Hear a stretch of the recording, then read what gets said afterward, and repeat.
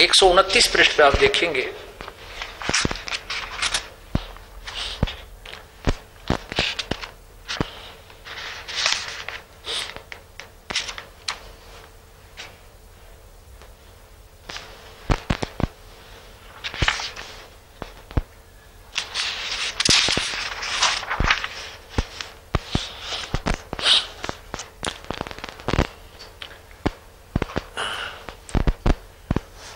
अब पुण्यात्माओं,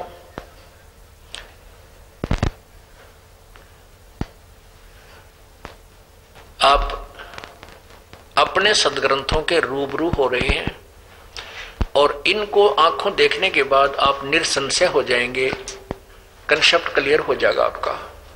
क्योंकि पवित्र गीता जी अध्याय नंबर 16 के श्लोक नंबर 23 में कहा कि शास्त्र विधि को त्याग कर जो मनमाना आचरण करते हैं, यानी अपनी मनमर्जी से जो पूजाएं करते हैं, जो मनमर्जी से थ्योरी सिद्धांत बनाकर उस पर आरूढ़ हैं, उनको उनकी न तो कोई गति होती है, न उनको सुख होता है और न ही उनकी कोई सिद्धि प्राप्त होती है, अर्थात यूजलेस।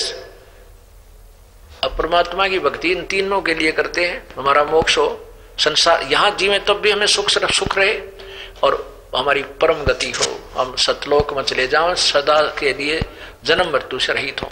और उसके लिए बताया कि अर्जुन 24वें श्लोक में गीता जी अध्याय नंबर 16 के कि इससे तेरे लिए भाई कौन से कर्तव्य और अकर्तव्य कर्म है, कौन से कर्तव्य कर्म है, कौन से हमने साधना करनी चाहिए और कौन से नहीं करनी चाहिए, उसके लिए शास्त्रों को प्रमाण मानना, किसी व्यक्ति विशेष की मत मानना। गीता जी अध्याय नंबर 2 के और श्लोक नंबर 53 में कहा कि अर्जुन, जिस समय तेरी बुद्धि नाना प्रकार के भ्रमित करने वाले वचनों से हटकर एक तत्व ज्ञान पर स्थिर हो जाएगी, तब तो तू योग को प्राप्त होगा, अर्थात तब तो तू भक्ति के योग बनेगा, तू भक्त बनेगा, योगी माने भक्त। तब तो तुझे भक्ति प्राप्त होगी जब तू निरसंशय होकर और एक मार्ग पर चल पड़ेगा। अब इसमें क्या समस्या है कि कुछ एक का सिद्धांत है कि जीव ही ब्रह्म है। ये कहां से भ्रमित हो गए? जीव ही ब्रह्म है। अगर जीव ही परमात्मा है तो भगवान विष्णु, भगवान शिव और कृष्ण जी की पूजा किस लिए करते हैं? जीव जीव है और भगवान भगवान है, लेकिन जीव का मोक्ष प्रभु की स्तुति भक्ति से ही हो सकता है। अब यहां से भ्रमित है हम, यहां देखना। अब ये तीसरा स्कंद वही चल रहा, तीसरा स्कंद श्री संक्षिप्त देवी भागवत तीसरा स्कंद। हमने 123 तक पढ़ा, अब 25 पर देखते हैं छोटा संक्षिप्त में। अब ब्रह्मा जी बोल रहे हैं, ब्रह्मा जी कह रहे हैं, यहां से देखिए ब्रह्मा जी बोल रहे हैं, ब्रह्मा जी का प्रकरण चला, शंकर जी बोल चुके हैं, अब ब्रह्मा जी वो कहते हैं अद्भुत तेजस्वी भगवान शंकर की यों स्तुति करने पर भगवती जगदम्बिका ने निर्वाण मंत्र सपट उच्चारण किया। सुनकर महादेव अपार हर्ष हुआ, भगवती के चरण कलमस्त रखकर झुक कर वहीं बैठ गए। अब यहाँ शंकर जी, विष्णु जी, ब्रह्मा जी बोलते आ रहे हैं, ये प्रश्न नंबर 125 पे, इस मूर्त और अमूर्त जगत का आधार तुमसे पूर्व कोई भी दूसरा पुरुष नहीं था, कोई तीसरा भी नहीं था। एकम एवं अद्वितीयम ब्रह्म, इस वेद के वचन को व्यर्थ कहना भी नहीं बनता नहीं, और इधर तुम अनुभव दूसरी बात कहता है। इस प्रकार वेद वाक्यों और अनुभव में अत्यंत विरोध उत्पन्न हो रहा है। और वेद कहते हैं एकम एवं द्वितीयम ब्रह्म है, तो वह क्या आत्म स्वरूपा तुम ही हो अथवा वह कोई और ही पुरुष है? मेरे इस संदेह को दूर करने की कृपा करें। किसी महान पुण्य के प्रभाव से ही मुझे तुम्हारे चरणों की सेवा सुलभ हुई है। तुम स्त्री हो अथवा पुरुष हो, ये रहस्य भी मुझे विशद रूप से कृपा करके बतलाओ। यो तीसरे स्कंद में आप पढ़ रहे हैं, और 4 और 5 श्री देवी भागवत का अध्याय तीसरा स्कंद ये समाप्त हुआ। अब 5वें में 4, 5, अब 6ठे में अब दुर्गा बताती है, अब 2 बताती है, यहां पहले कहती है कि मैं और वो ब्रह्म एक ही है, फिर कहती है कि मेरा और उस ब्रह्म का तुमने सदा ध्यान करना चाहिए। इससे सिद्ध है कि ये दो हैं, क्योंकि काल भगवान ने दुर्गा को एक स्पष्ट इंस्ट्रक्शन दे रखी है कि मेरा भेद किसी को नहीं बतावेगी, वास्तविक भेद मुझे नहीं मेरा नहीं देगी, और इन सबको चक्कर में डालकर रख और यथार्थता से दूर रख। और भक्ति भी पूर्ण वेदों से विरुद्ध ही ये करते रहे, ताकि इस काल के जाल में फंसे रहे। अब देखना, ब्रह्मा जी कहते हैं 125 पृष्ठ पे,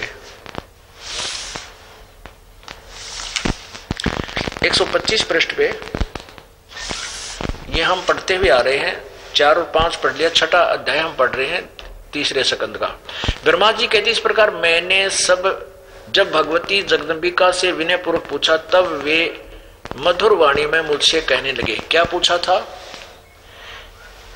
वेद कहते हैं एकम एव अद्वितीयम ब्रह्म, तो क्या वह आत्म स्वरूपा तुम ही हो या कोई और पुरुष है? तो दुर्गा क्या बताती है? देवी ने कहा मैं और ब्रह्म एक ही है, मुझ में और इन ब्रह्म में किंचित मात्र भी भेद नहीं है। वे हैं वही मैं हूं, और जो मैं हूं वही वे हैं। बुद्धि के भ्रम से भेद प्रतीत हो रहा है। हम लोगों के सूक्ष्म भेद को जो जानता है वही 126 पे वही बुद्धिमान पुरुष है, उसके संसार से सागर से मुक्त होने में कुछ भी संदेह नहीं। ब्रह्म एक ही है। मैं शक्ति रूप धारण करके पराक्रम करती हूँ। गौरी ब्राह्मणी रौद्री नरसिंही और वासवी सभी मेरे रूप हैं, आदि आदि। अच्छा आगे देखो, 129 पे ये क्लियर करती है। 129 पर स्पष्ट होता है दो, दुर्गा और ब्रह्म दो हैं, ये देखना।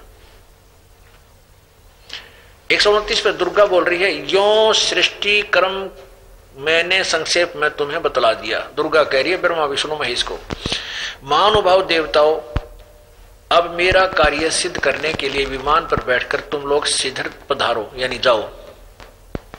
कोई कठिन कार्य उपस्थित होने पर जब तुम मुझे स्मरण करोगे मैं सामने आ जाऊंगी। देवताओं, मेरा तथा सनातन परमात्मा का ध्यान तुम्हें सदा करते रहना चाहिए। ओहो, यानी दो यहाँ का हो गया ना, तो दुर्गा का और सनातन परमात्मा ये ब्रह्म को कहती है।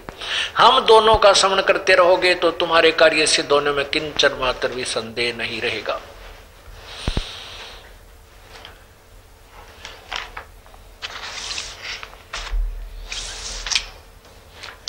अब स्पष्ट हो गया,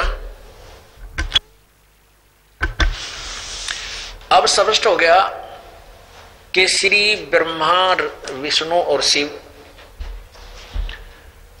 ये दुर्गा के पुत्र हैं, और ये सदाशिव कहो काल रूपी ब्रह्म कहो, इसे ये दुर्गा का पति है, और ये तीनों इनके पुत्र हैं। रजगुण ब्रह्मा, सतगुण विष्णु, तमगुण शिव जी है।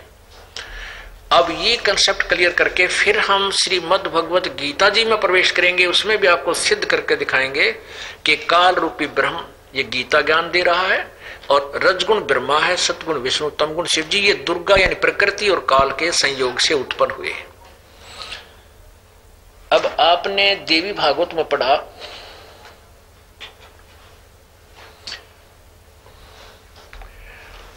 कि आपने श्री देवी भागवत में पढ़ा 3रे स्कंद में कि भगवान शंकर कह रहे हैं कि हम तीनों गुणों से उत्पन्न, रजगुण ब्रह्मा, सतगुण विष्णु, तमगुण शिव जी, आप ही की कृपा से हम तीनों गुणों से उत्पन्न है।